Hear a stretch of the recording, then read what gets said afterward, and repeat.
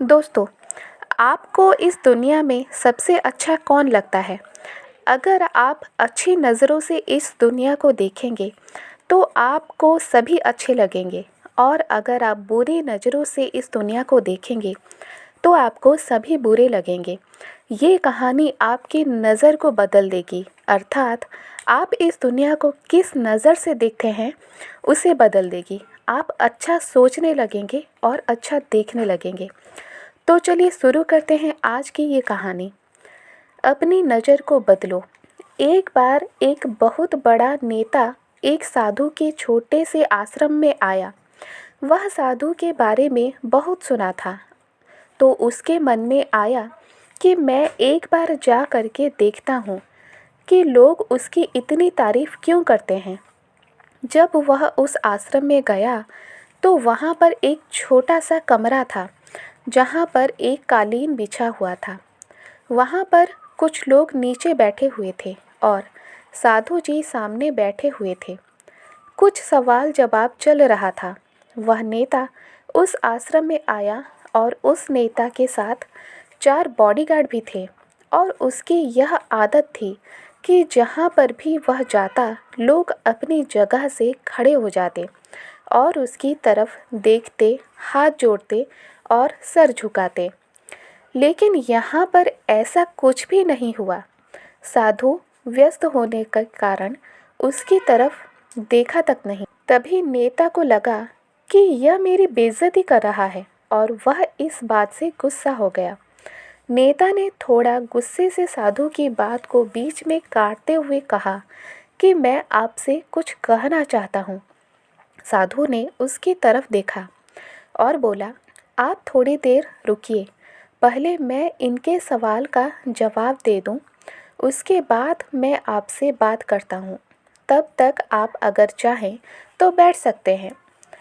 बस साधु का इतना कहने की ही देरी थी। नेता का चेहरा गुस्से से लाल हो गया और फिर उसने अपना सारा गुस्सा उस साधु पर निकाल दिया। अभी तक वह नेता बहुत तमीज़ से आप करके बात कर रहा था, लेकिन अब वह तू तड़ाक पर उतर आया। नेता ने उस साधु को कहा, तुझे पता भी है कि मैं कौन हूँ और तू किससे बात कर रहा है?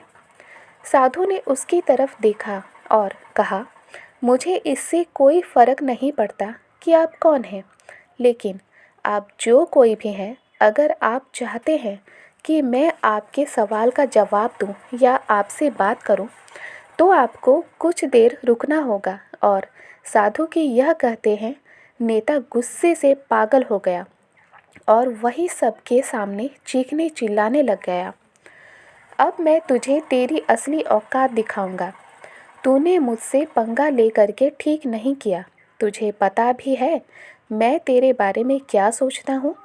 साधु ने फिर से नेता की तरफ देखा और बड़े ही प्रेम से कहा कि मुझे इससे कोई फ़र्क नहीं पड़ता कि आप मेरे बारे में क्या सोचते हैं।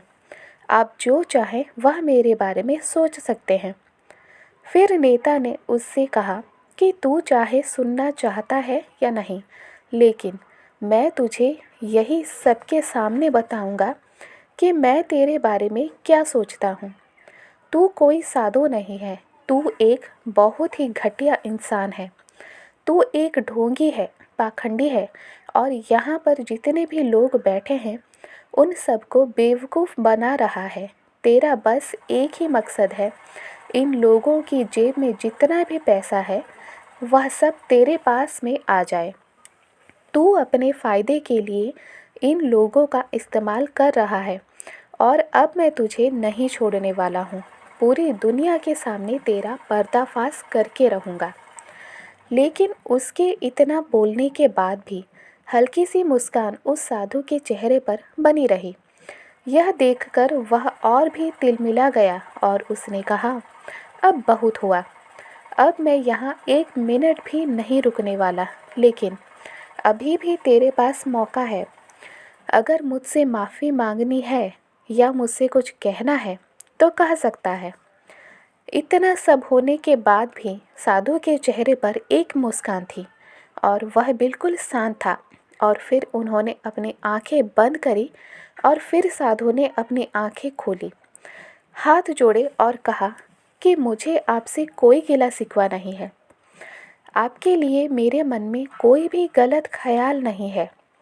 जो भी मेरे बारे में आपने कहा वह आपकी अपनी सोच थी, तो मुझे आप में कोई भी बुराई नज़र नहीं आती है। मुझे आप बहुत ही भले इंसान लग रहे हैं। और साधु के इतना कहते ही नेताजी का दिमाग सातवें आसमान पर चढ़ गया। उसके चेहरे पर एक अजीब सी खुशी थी, क्योंकि उस साधु ने वही कहा जो बाकी सब लोग उस नेता को कहते हैं, और वह खुशी खुशी उस आश्रम से अपने घर की तरफ चला गया और जाकर के अपने पिताजी के साथ में बैठ गया। उसके पिताजी ध्यान में थे। उन्होंने पूरी जिंदगी सिर्फ लोगों की सेवा करी और बदले में कुछ भी उम्मीद नहीं किया।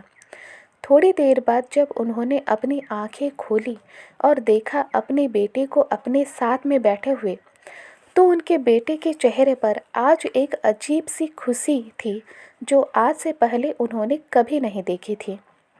फिर उसने एक एक करके सब कुछ बताया कि आज क्या हुआ, किस तरह से वह आश्रम गया और वहाँ पर क्या हुआ, उसने क्या कहा और साधु जी ने क्या कहा।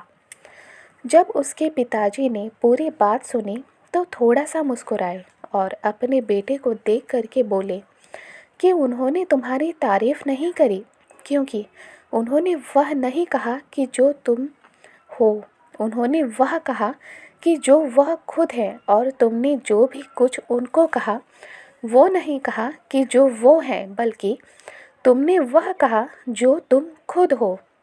यही बात वेदों में भी कही गई है, यथा दृष्टि तथा सृष्टि। यह दुनिया तुम्हें वैसी नहीं दिखती जैसी यह दुनिया है, यह दुनिया वैसी दिखती है तुम्हें जैसे तुम खुद हो। जिसकी नज़र जैसी है उसके लिए यह दुनिया वैसी ही है। तो अगर तुम अपनी दुनिया को बदलना चाहते हो तो उसका सिर्फ एक ही तरीका है, अपनी नज़र को बदलो। क्योंकि दोस्तों, अगर आप अपनी नज़र को नहीं बदलेंगे, अगर आप बुरी नज़रों से इस दुनिया को देखेंगे, कपटी नज़रों से देखेंगे, तो सारी दुनिया आपको वैसी ही लगेगी जैसे कि आप हैं और आपकी नज़र है। अगर आप इस दुनिया को अच्छी नज़र से देखेंगे तो ये दुनिया हमेशा आपके लिए अच्छी ही रहेगी, और जैसे आपकी नज़र अच्छी है वैसे ही ये दुनिया आपको बहुत अच्छी लगने लगेगी। तो दोस्तों, आज की ये कहानी आपको कैसी लगी? अगर अच्छी लगी तो मेरे चैनल को सब्सक्राइब करके बेल आइकन को प्रेस कर लेना।